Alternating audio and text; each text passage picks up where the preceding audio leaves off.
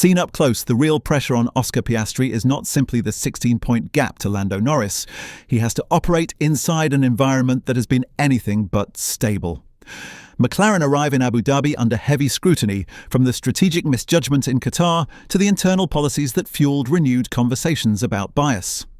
Andrea Stella insists the priority is to execute a clean weekend, but that does little to answer whether the team are genuinely positioned to support both drivers with equal strategic clarity when the stakes are highest. At the same time, Max Verstappen enters the finale with the lightest psychological load of the three contenders. He knows this race presents his best opening, attack with no downside. And with the racing bulls becoming increasingly competitive, Lawson, Hajar and Tsunoda can all influence the rhythm of the Grand Prix, intentionally or not. Under this three-front pressure, Piastri cannot rely solely on pace or pit stop execution. This is where the Hamilton 2016 tactic becomes relevant. If Piastri leads the race, he can control the tempo and deliberately compress the pack to draw the cars behind closer to Norris.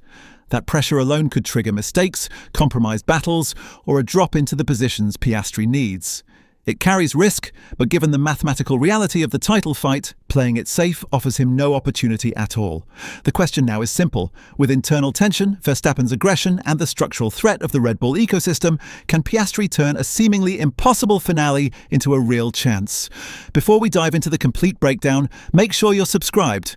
There's a lot about this title decider that simply won't make sense unless you follow it to the end.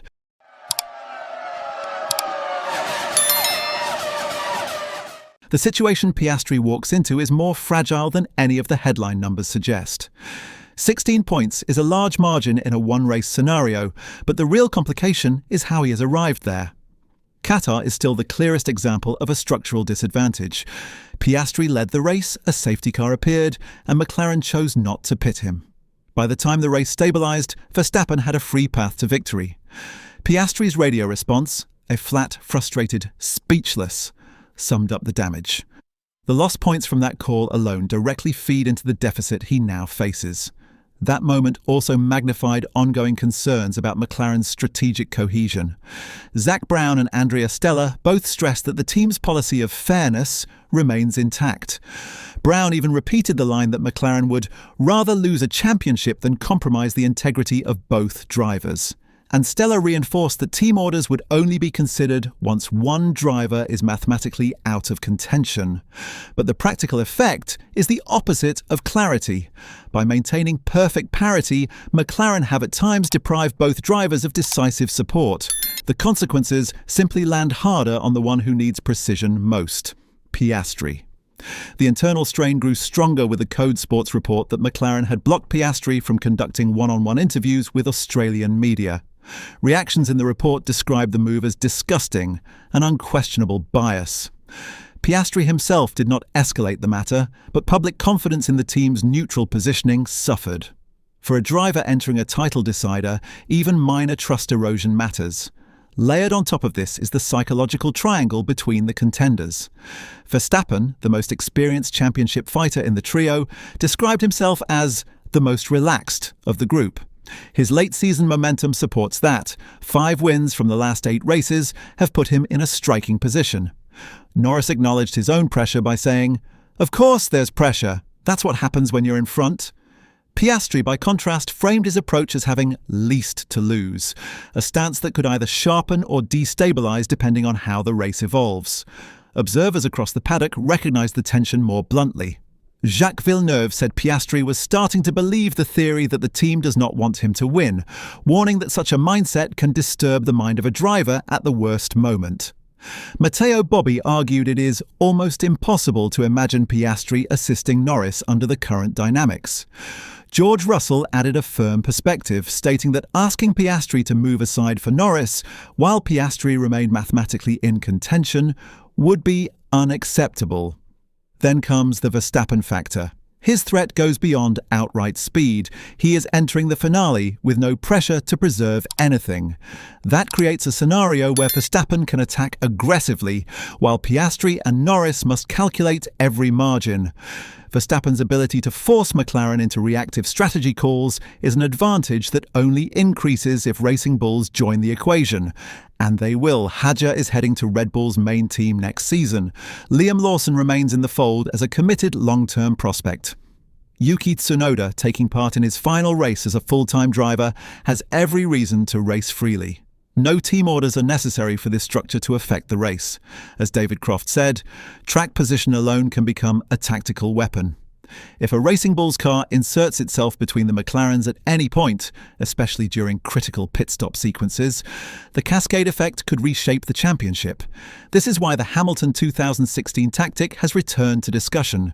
Croft sparked the debate, calling it acceptable and the only realistic leverage Piastri has to manipulate the title equation. The logic mirrors the 2016 Abu Dhabi finale, where Lewis Hamilton, needing Nico Rosberg to fall into the clutches of Verstappen and Raikkonen, slowed the pace deliberately across sectors to bunch the field. The FIA intervened with a warning but did not penalise him. For Piastri, the mechanism would be similar but adapted to Yas Marina's modern flow.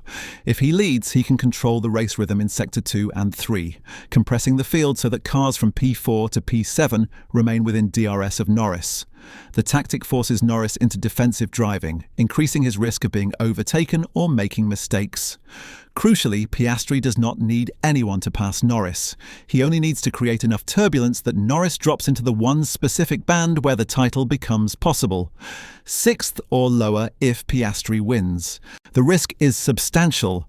FIA GPS monitoring can detect unnatural slow sectors, and Hamilton himself received a radio warning to cut it out during the 2016 finale. But Croft emphasised that Piastri could disguise any controlled slowdown as tyre management or fuel saving, both common phrasing in high-deg races. The tactic is legal as long as he does not perform unsafe blocking or erratic weaving. From a strategic standpoint, the timing is essential. In 2016, Hamilton deployed the tactic mid-race during tyre phases where the field naturally compresses. For Piastri, the best window would be around the medium to hard tyre crossover, where pace fluctuations are normal. If McLaren allow him autonomy, a significant if given their cautious stance since Qatar, the tactic could be deployed without explicitly contradicting pit wall instructions. Whether McLaren would tolerate such a strategy remains unclear.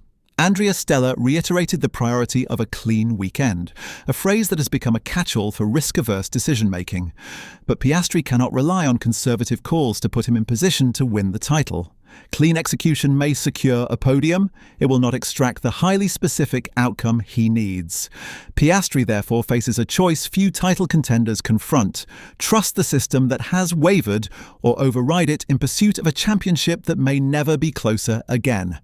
The presence of Verstappen complicates that further. If Verstappen sits behind Norris during a slowdown phase, he may see the opening and commit to an attack. Verstappen does not hesitate in these situations, but if he gets ahead of Norris without impacting Piastri, the title equation swings again.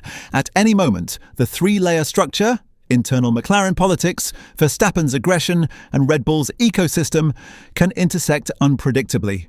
Historically, title deciders with three contenders often produce unexpected winners. Both 2007 and 2010 saw the third-place driver entering the finale emerge champion. Piastri has acknowledged that precedent, but he also understands that history only matters if the conditions allow it to repeat. His conditions are the most compromised of the three. All of these factors are why, even if Piastri fails to take the title, the depth of his challenge will still matter. Racing under compromised support, facing the strongest driver on the grid at his most liberated, and potentially executing one of the most complex strategic gambles in modern Formula One. This finale defines character as much as result. The final question is whether opportunity can be manufactured, not found. Whether Piastri can impose his will on a race that does not naturally bend towards him. Whether a tactic born from desperation in 2016 can be refined into a calculated weapon in 2025. So the question remains, can Oscar Piastri seize control of this finale and force the title to pivot around him? Or will the combined weight of McLaren's uncertainty and Red Bull's structure decide the outcome before he gets the chance?